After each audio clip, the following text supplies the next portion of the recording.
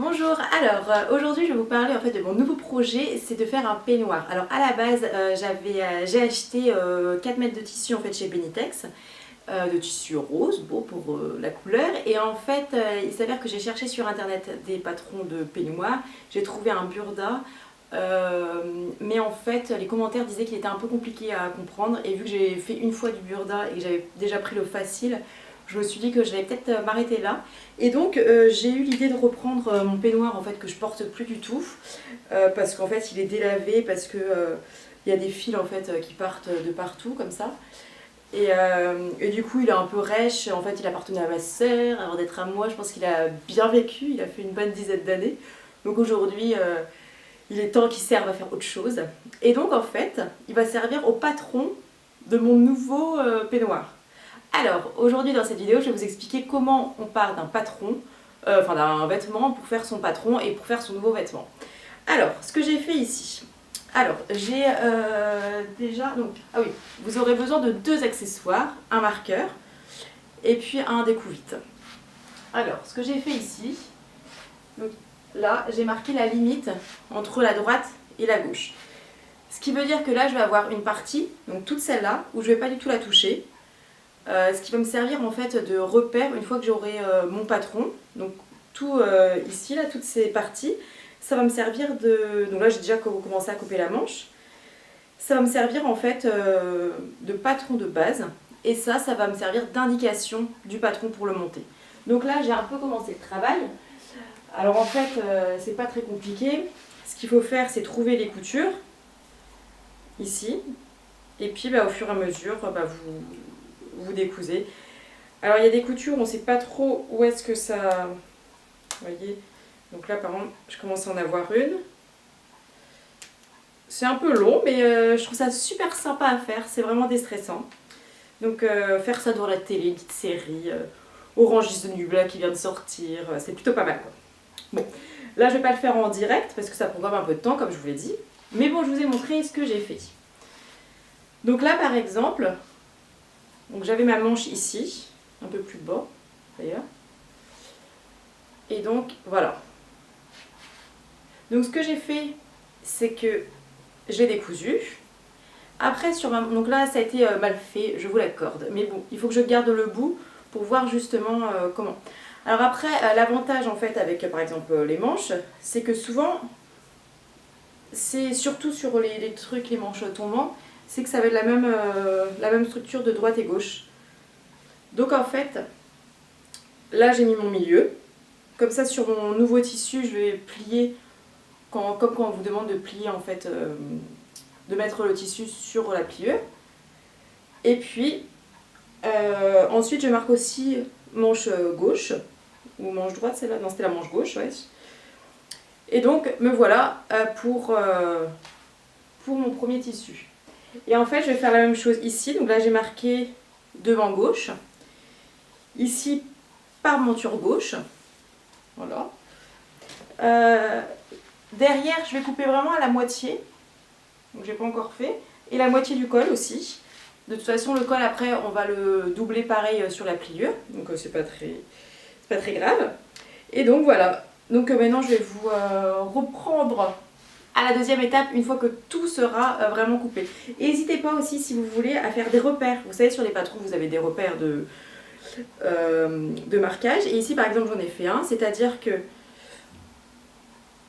je vais le trouver ici, et puis de l'autre côté je vais mettre exactement au même endroit un repère, comme ça on va pouvoir le déposer sur le nouveau patron, et comme ça quand on va monter le vêtement on aura quelques repères. On peut en mettre plusieurs, on peut en mettre aucun. Moi je pense que je vais en mettre quelques-uns en fait, 3 par exemple sur une partie longue, enfin 2 comme, sur une partie longue, comme ça vraiment j'aurai un suivi pendant tout mon patronage, mon montage plutôt. Sinon ce qui peut être pas mal aussi à faire, c'est colorer. Donc là j'ai pas encore décousu, on colore directement les coutures.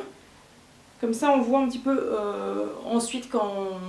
Parce que vous aurez des moments de doute. Mais du coup là il n'y a pas trop de... découpe, donc ça va aller assez, ça va se faire. Mais sinon des fois on oublie un peu d'où ça va.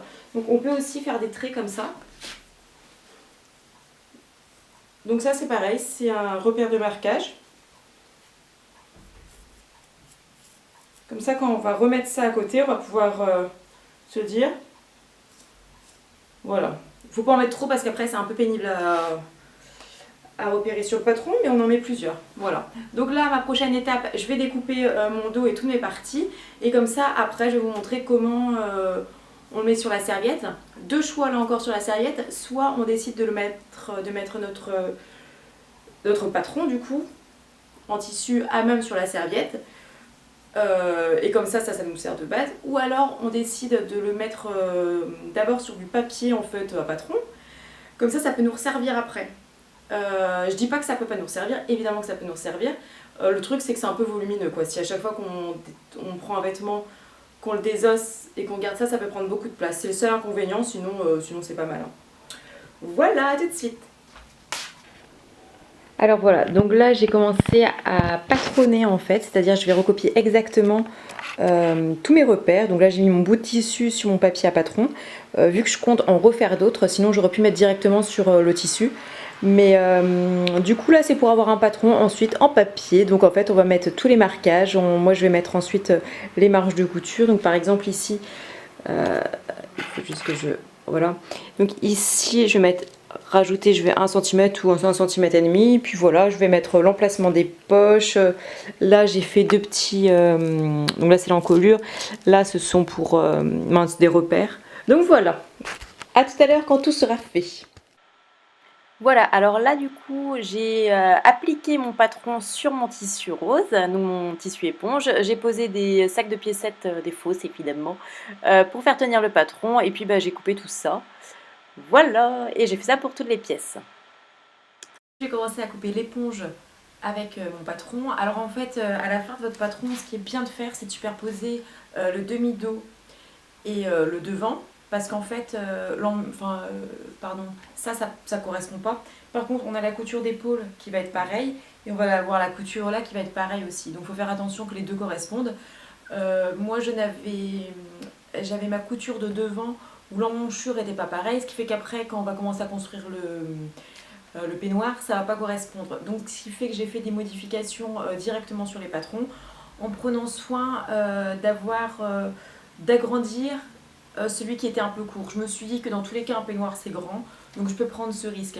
Après le peignoir c'est difficile quand on étale sur le papier de bien délimiter, etc. En plus forcément il a travaillé, ça fait des années que je le porte, du coup il s'est un peu détendu à des endroits, il est peut-être resté pareil aux autres, et ce qui fait que vu qu'il a travaillé, c'est très difficile d'avoir quelque chose de complètement parfait par rapport aux mesures. Alors, j'ai coupé donc le devant et le dos pour l'instant. Donc là, on a tout le dos, donc c'est ici tout le dos. Là, il faut que je refasse un petit peu l'emmanchure, pas l'emmanchure, l'encolure. Et puis donc là, on a ce côté. Et donc là, je le porte en fait pour savoir, c'est juste un test pour savoir si c'est pas trop grand. Si c'est trop petit, c'est un peu trop tard. Mais si c'est trop grand, ma foi, on peut encore rogner quoi. Voilà, donc ensuite, donc, voilà. Moi je trouve qu'un peignoir ça se porte un peu grand, donc ça me gêne pas du tout. Alors évidemment, parce que là c'est la couture d'épaule, c'est un peu grand, et en même temps je trouve pas ça choquant du tout, je préfère pas le retravailler au cas où. Voilà, du coup une fois que j'ai ça, je prends mon autre demi-peignoir que j'ai. Et en fait, je vais bien re-regarder comment ont été faites les coutures à l'intérieur pour essayer de faire quelque chose en fait de similaire. Alors partout quand j'avais décousu, je m'étais rendu compte que la marge de couture elle était à peu près de 1 cm. Moi je l'avais mise à 1,5 cm parce que je trouve ça plus simple pour moi étant donné que bon, je reste quand même débutante, donc du coup je préfère avoir une marge de couture, ça me permet d'être plus libre de tout ça. Voilà, donc je vais aller coudre ça plus l'autre partie. Et donc après, quand ça sera fait, je reviendrai vous voir. A tout de suite. Alors, on progresse step by step.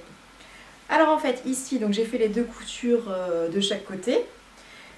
Là, je sais pas encore si je vais mettre un col ou pas, donc j'ai laissé un petit peu ouvert. Mais voilà ce que ça donne déjà. Ce n'est pas si mal, même si évidemment on voit les bords. Alors du coup, ça fait pas super propre et tout ça, mais du coup, voilà ce que ça donne. Donc ce côté-là, il est quand même pas si mal. Et puis ce côté-là, Bon bah ma foi, la couture elle est belle. Alors ici sur la couture j'ai fait... je voulais faire de la couture anglaise au début. C'est ce que... Mais en fait je pense qu'ils ont utilisé une surjeteuse parce qu'en fait ils ont surfilé les bords, ensemble. Et ça rend super bien. Du coup je me suis dit bon bah ok je vais pas faire une couture anglaise. Ça pourrait en plus me rajouter de la surépaisseur. Donc du coup je vais faire un surfilage à deux. Et en fait ça a tellement bien zigzagué que du coup ça me fait des petites ondulations ici. Je sais pas si on voit. Mais bon, c'est discret. Voilà, donc pour le col et tout ça, la parmenture, je sais pas encore, j'ai pas découpé les pièces. Parce que c'est pas impossible que je veuille finir au biais tout ça. Un joli biais là, rose aussi. Ça me simplifierait quand même pas mal la tâche. Donc j'y réfléchis. Sinon, donc là j'ai commencé à faire la manche. Donc j'ai juste coupé le tube et fait. Donc voilà, j'avais même hésité à faire une manche, c'est vous dire, parce qu'on est en été, que j'ai trop chaud, mais en fait c'est quand même un projet d'hiver. Donc, hey, voilà. Bon, bah une fois que ça sera monté, que la deuxième aussi, donc là rien de sorcier, hein, c'est beauté une manche. Je vous tiendrai au courant. Sinon, j'ai fait aussi donc ça. Donc ça c'est la partie qui va tenir. Et en fait, je l'ai fait assez courte, parce que j'ai décidé de coudre ici.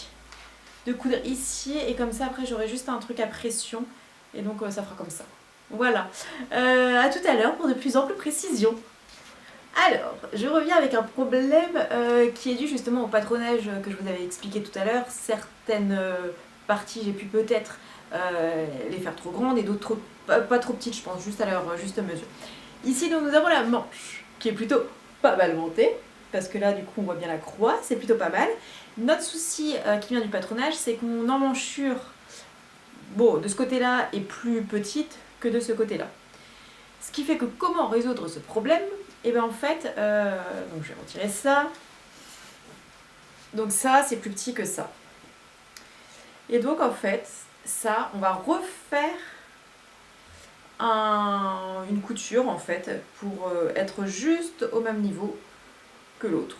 Voilà, rien de sorcier, du coup ça va raccourcir un petit peu la hauteur, mais bon, c'est ce qu'il faut. Voilà. Sinon, je suis assez contente de ma manche. Alors, voici les petits peignoirs, donc là avec nos deux manches qui ont été faites parfaitement. Et la question que je me pose maintenant, puisque du coup je vais vous mettre l'autre à côté, c'est est-ce que je fais une parmenture et est-ce que je fais un col qui donne ça, le col. C'est assez joli, bon, certes. La parmenture, donc cette partie qui se colle ici, là, pourquoi pas, ça va pas être trop compliqué à faire. Le souci, c'est le col. Parce que je vois pas trop comment l'insérer. Je vois pas trop comment le faire. J'ai beau avoir démonté tout ça, ça me paraît encore obscur. Surtout qu'ils ont fait pas mal de... Ils ont fait du surjetage. J'ai l'impression qu'ils ont fait aussi des coutures anglaises. Ce qui fait qu'en fait, j'ai pas trop compris. Et je réétudie la chose et je comprends toujours pas trop. Surtout qu'en plus, le fil, il est complètement... bon, il est de couleur blanche, mais dans le tissu éponge, c'est assez dur de savoir où se trouve le fil. Donc, je sais pas trop, mais je crois que je n'arriverai pas à refaire ça. Donc... la solution qui pour l'instant me tente pas mal, c'est pourquoi pas de faire quand même cette partie-là avec, comment dire, la parmenture, encore que je suis pas forcément définitive, et pas faire de colle. Ça ferait quelque chose comme ça. Ça vous choquerait ou pas? Et du coup ça, je finirai ça je pense au biais. C'est pas le même rose, mais bon. Tant pis, la merde. Je vais pas... Je vais d'abord utiliser mes chutes. Et voilà. Bon, suite encore au prochain épisode. On s'en sort pas. Hein. Ah, tadam. Donc voilà, le peignoir est enfin fini. Alors ça m'a pris une bonne après-midi parce qu'en fait à chaque fois je venais voir le résultat. Bon. Du coup je me suis dit que j'allais vous le présenter en étant lavé. Puisque j'étais toujours en pyjama depuis ce matin, ce que vous avez pu voir. Mais c'est pas très grave. Oh. Alors, donc comme je vous l'avais dit, j'ai plutôt privilégié le biais ici pour finir, plutôt que de faire une parmenture. C'était plus simple, plus rapide, plus dans mes capacités. Voilà, donc ce qui fait que j'ai cousu ici pour qu'en fait ça fasse toujours bien la forme. Voilà, ici pareil. Et donc j'ai pas mis de colle. Voilà, là pareil, c'est le biais. Alors ensuite, donc je le ferme, j'ai mis un petit bouton pression ici. Je suis pas forcée de le mettre. Et donc là, the truc magique, c'est la ceinture. J'ai juste pas tiré les fils, j'aurais peut-être dû pour vous, enfin je les ai pas coupés. Et donc c'est la ceinture qui se ferme comme ça. Et je trouve ça plutôt, bon là je regarde pas donc c'est pas très pratique, mais sinon je trouve ça plutôt pratique. Comme ça elle est cousue déjà ici. Donc quand j'ouvre mon peignoir, j'ai juste les deux bouts qui tombent jusqu'ici. Mais ça va pas être plus long d'un côté, enfin ça m'arrive tout le temps et ça a le don de m'énerver, après ça s'entortille ici dans le passant, c'est pas possible. Donc voilà.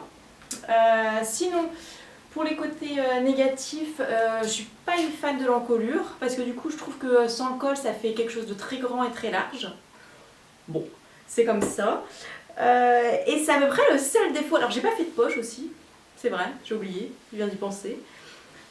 Pourquoi? Je sais pas, du coup je vais voir si à l'usure ça me gêne, mais bon je pense pas. Voilà. Sinon j'aime beaucoup mes manches. À vrai dire c'était la première fois que je posais des manches et je pensais que c'était pas sorcier et en fait ça l'était pas. Donc je suis assez contente. C'est pour ça que tout à l'heure je vous ai dit bon bah voilà des manches. Bon. Voilà. Quoi dire d'autre dessus? Bah rien d'autre. À l'intérieur donc c'est surfilé, c'est pas du tout couture anglaise à la fin. C'est du petit surfilage et puis voilà. Donc en tout cas je le trouve assez joli, j'espère que vous aussi, ou pas d'ailleurs, ah quand je le mets comme ça, il faut bien le mettre, hein, sinon ça fait pas joli. Enfin voilà, bon bah je vous dis à la prochaine.